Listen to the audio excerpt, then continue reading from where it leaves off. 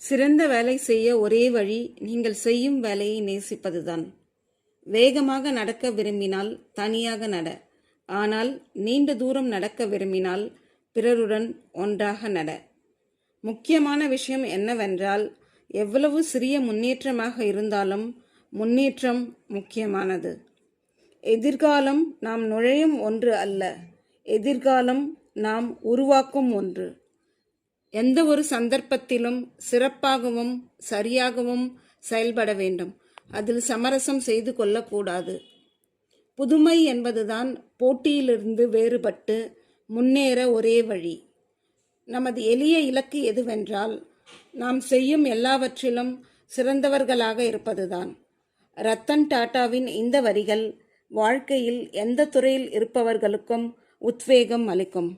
இந்த வீடியோ உங்களுக்கு பிடித்திருந்தால் மறக்காமல் எங்கள் சேனலை சப்ஸ்கிரைப் செய்யுங்கள், உங்கள் நண்பருக்கு பகிருங்கள்.